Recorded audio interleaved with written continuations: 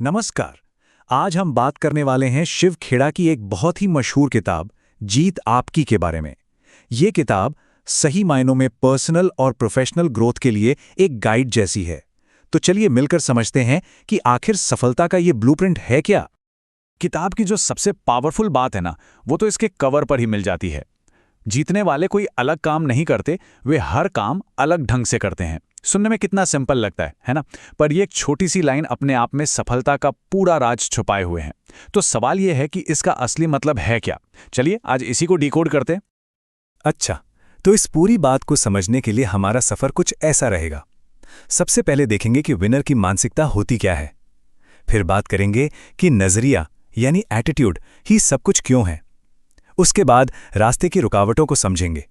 फिर देखेंगे बदलाव के वो 8 कदम और आखिर में एक विनिंग एक्शन प्लान पर नजर डालेंगे।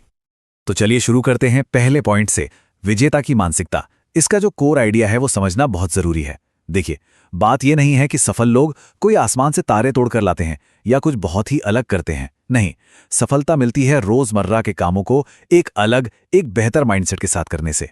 बस यही फर्क है। तो अब सवाल ये उठता है कि ये जो अलग ढंग है, ये आता कहां से है? किताब कहती है कि इसकी जड़, इसकी नींव सिर्फ एक चीज में है, और वो है किसी भी इंसान का नजरिया। जी हां, उसका एटीट्यूड। और इसी के साथ हम आते अपने दूसरे पॉइंट पर, नजरिया ही सब कुछ है। यही है सक्सेस की असली बुनियाद।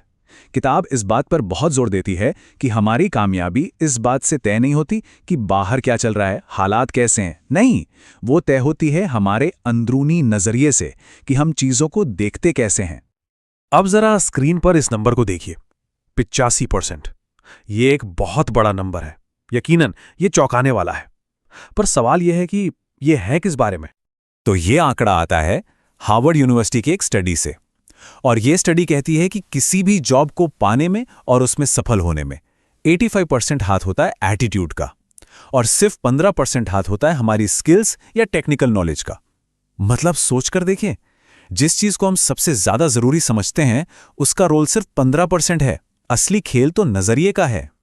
तो आखिर ये नजरिया, ये एटीट्यूड है क्या चीज? सीधे शब्दों में कहें तो ये हमारा वो अंदरूनी पर्सनालिटी है जो तय करता है कि हम दुनिया को कैसे देखते हैं, और हमारी कामयाबी भी यही तय करता है। किताब में एक बड़ी प्यारी कहानी है एक गुब्बारे वाले की। एक बच्चा उससे पूछता है, अंकल क्या ये काला वाला गुब्बारा भी ऊपर उड़ेगा? तो वो गुब्बारे वाला मुस्कुराकर जवाब देता है, बेटा, गुब्बारा अपने रंग की वजह से नहीं उड़ता, वो तो इस वजह से उड़ता है कि उसके अंदर क्या भरा है। हमारा नजरिया भी बिल्कुल यही है। ये वो अंदर की ताकत है जो हमें ऊपर उठाती है। अब आते हैं तीसरे हिस्से पर, रास्ते की बाधाएं। मतलब वो क्या चीजें हैं जो हमें रोकती हैं। देखिए, ये जानना एक बात है कि पॉजिटिव एटीट्यूड जरूरी है, लेकिन फिर भी असलियत में कुछ ऐसी आम रुकावटें होती हैं जो हमें आगे बढ़ने ही नहीं देती। किताब का तो एक पूरा चैप्टर ही इसी सवाल के बारे में है कि आखिर हमें कौन सी चीज पीछे खींच रही है। और ये एक ऐसा सवाल है जो सच में हम सभी को खुद से पूछना चाहिए। तो किताब में कुछ बहुत ही कॉमन रोड ब्लॉक्स बताए गए हैं, जैसे कि फेल होने का डर, चीजों को टालने की आदत मतलब प्रोक्रेस्टिनेशन, लगातार कोशिश ना कर पाना, प्रायोरिटी सेट ना कर पाना, स्वार्थ और लालच, और हां, प्लानिंग करने की इच्छा ही ना होना। मुझे यकीन है इनमें से कोई ना कोई चीज तो हम सब ने कभी ना कभी महसूस की ही होगी। चलिए अब आते हैं चौथे और सबसे जरूरी हिस्से पर, बदलाव के वो 8 कदम। ये जीतने वाले एटीट्यूड का एक तरह से पूरा ब्लूप्रिंट है। तो अब तक हमने प्रॉब्लम की बात की, अब बात करते हैं सॉल्यूशन की।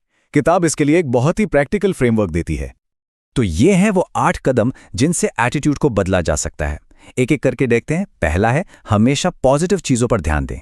दूसरा, काम को तुरंत करने की आदत डालें, डू इट नाउ वाली। तीसरा, आभार यानी ग्रैटिट्यूड का भाव रखें।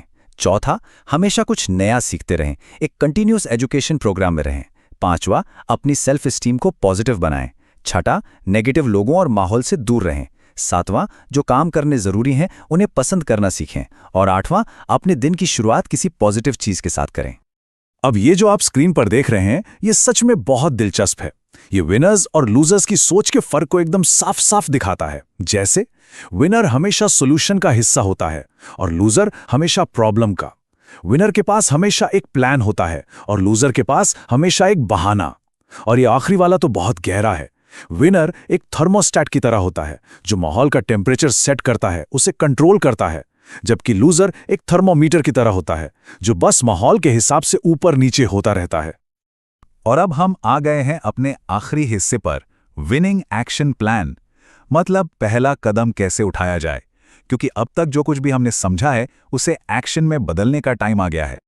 किताब के एक्शन प्लान से ही इंस्पायर होकर ये एक सिंपल सा टेम्पलेट है। सबसे पहले अपनी कोई एक प्रॉब्लम या गोल पहचानिए, फिर डू इट नाउ वाले प्रिंसिपल को याद करके उसके लिए एक छोटा सा पहला कदम तय कीजिए, और फिर सोचिए कि इससे फ़ायदा क्या होगा। जैसे मान लीजिए कोई प्रोजेक्ट टाल रहे हैं, तो पहला कदम क्या हो सकता है? बस 25 मिनट उस पर काम करना। फ़ायदा, मोमेंटम बनेगा। या अगर मन में नेगेटिव ख्याल आते हैं तो अपनी कोई एक अच्छी अचीवमेंट लिख लीजिए, इससे सेल्फ स्टीम बढ़ेगी। शुरुआत हमेशा छोटे कदमों से ही होती है। तो इस पूरी बातचीत का निचोड़ क्या है, सार क्या है? वो इस एक लाइन में छिपा है। कामयाबी कोई हादसा नहीं होती, ये हमारे नज़रिए का नतीजा होती है। हर चीज़ घूम फिरकर एटीट्यूड पर ही आती है।